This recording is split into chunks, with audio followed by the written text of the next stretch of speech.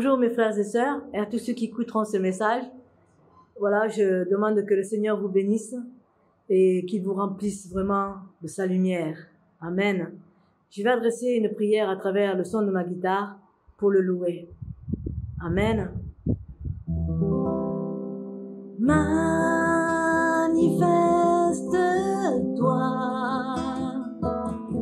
donne-nous de l'assurance, révèle-toi,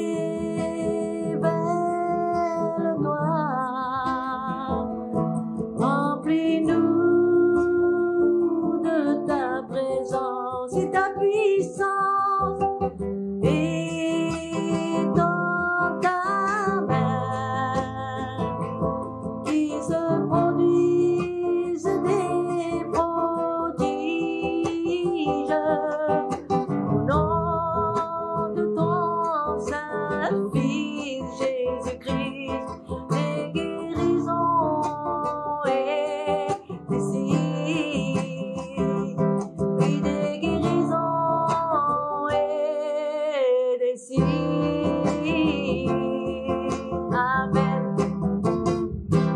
Alléluia.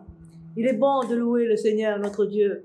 Il est bon et digne de toute louange, car vous savez très bien qu'il siège au milieu des louanges. Alléluia. Voilà, aujourd'hui, je voudrais vous parler vraiment des temps que nous vivons sont vraiment difficiles. Elles deviendront de plus en plus difficiles. De toute manière, nous le savons, que Jésus-Christ nous l'a dit, il nous l'a prédit, n'est-ce pas?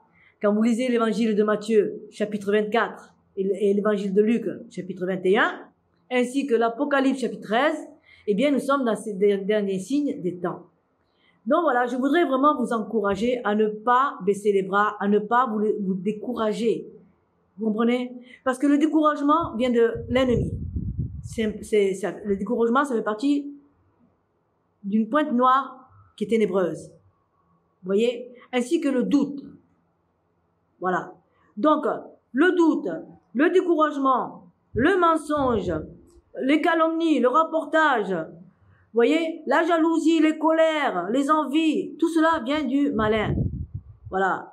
Parce que, au commencement de la création, nous étions parfaits, nous étions des créatures parfaites, avant que nous venions sur la terre, parce que nous venions du ciel. Vous comprenez? Donc, lorsque Satan a séduit la pensée de Ève, il a semé le doute. Vous êtes d'accord avec moi? Voilà, donc Ève a ouvert le cœur à Satan, ainsi que Adam, et puis hop, le péché est rentré dans le cœur, et voilà. Et c'est pour cela que Jésus est venu sur la terre, pour ôter ce péché qui règne dans nos cœurs. La méchanceté, la jalousie, les adultères, les envies, la magie, l'idolâtrie, toutes ces choses.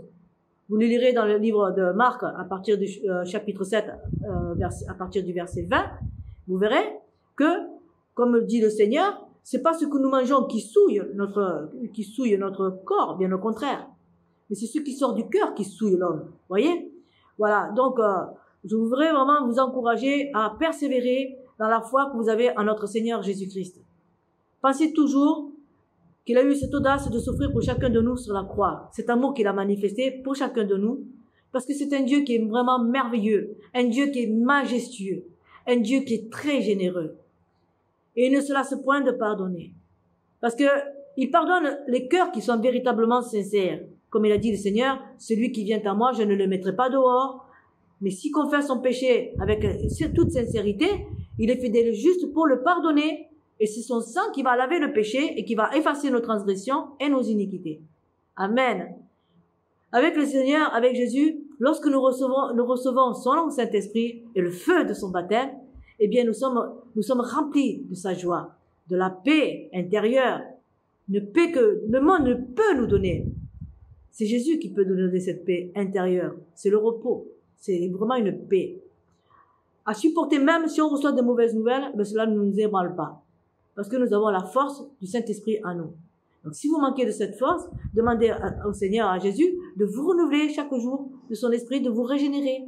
Voilà. Ce que je demande aussi, régénère-moi, Seigneur, régénère-moi, parce que toi seul est ma source d'énergie. Vous comprenez? Donc, je vais vraiment vous encourager à cela. Surtout à lire la parole. Tous les jours, lisez les 4 évangiles, lisez les psaumes, les livres de proverbes. Voyez? Voilà. Le livre de Proverbes, ça nous apprend la sagesse, ça nous éduque. Vous comprenez? Les psaumes, ça nous restaure, ça réjouit notre cœur. Et la parole de Dieu, elle nous éclaire. C'est une merveille. Tout ce que Dieu fait est bon. Alléluia. Voilà, donc je veux vraiment vous encourager à cela, à persévérer, à ne pas baisser les bras, à ne pas vous décourager, hein, de rester toujours unis fraternellement avec des frères et des sœurs, de ne pas rester seuls. Voilà. Cherchez à rentrer en contact avec des frères et des sœurs qui sont véritablement sincères avec le Seigneur, qui ont véritablement la crainte de Dieu dans leur cœur. Amen. Voilà. Donc, Dieu est lumière et il a fait de nous des enfants de lumière. Nous sommes appelés enfants de Dieu, mais enfants de lumière, c'est ce qu'il a dit le Seigneur. Il a dit, vous êtes des enfants de lumière et vous êtes le sel sur cette terre.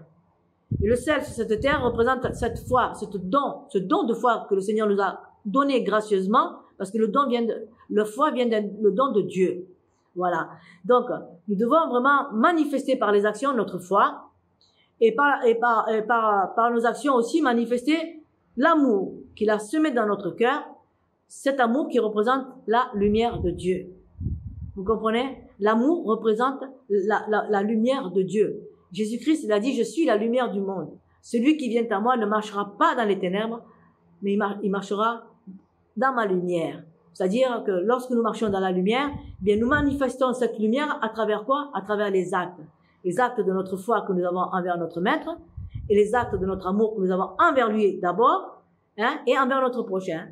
En faisant des actes de bonté, vous voyez, on tend la main, on vient en aide à nos frères et sœurs, à ceux qui sont dans le besoin. Ça fait partie de la lumière de Dieu. Et il insiste, le Seigneur, là-dessus. Lorsque vous lisez l'évangile de Matthieu à partir du chapitre 25, il dit, j'ai eu soif, vous m'avez donné à boire, j'ai eu faim, vous m'avez donné à manger.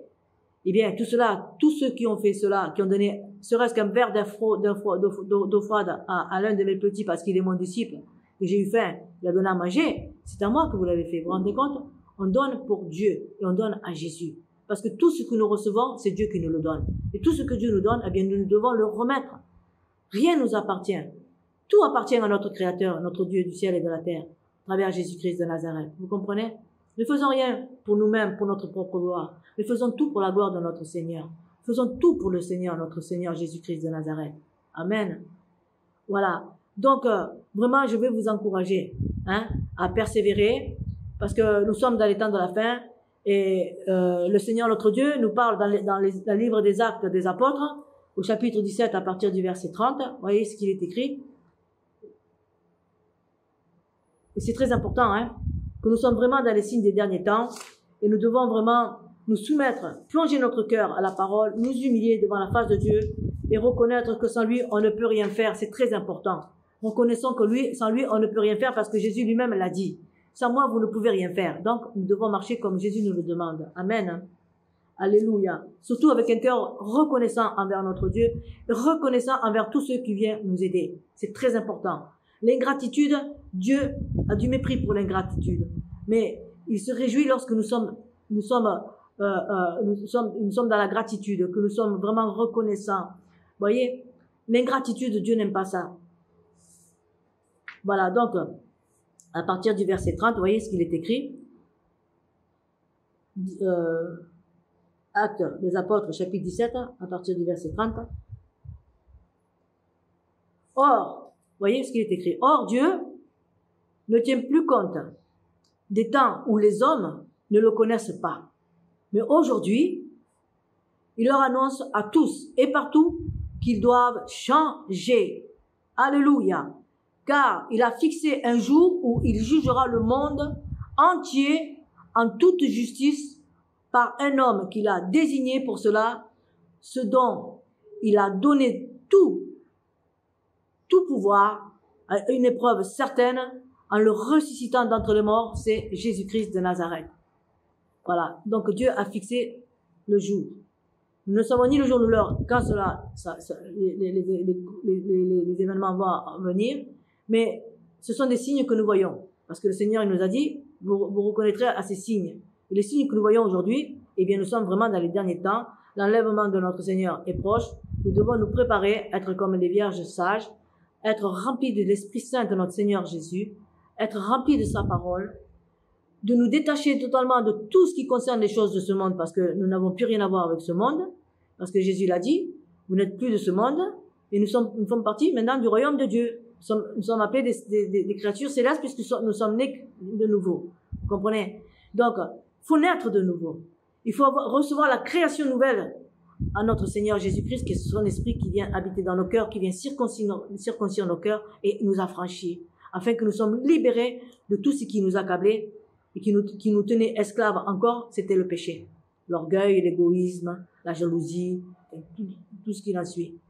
Voilà, mes frères et sœurs, vraiment, je vous remercie d'avoir écouté ce message, en espérant que ce message vous aura fait du bien, que le Seigneur vraiment répande son onction sur chacun de nous, afin qu'il nous donne cette force pour pouvoir résister à travers toutes ces tentations, ces tribulations qui surviennent dans le monde. Le Seigneur nous protégera parce qu'il est fidèle. Amen. Soyez bénis.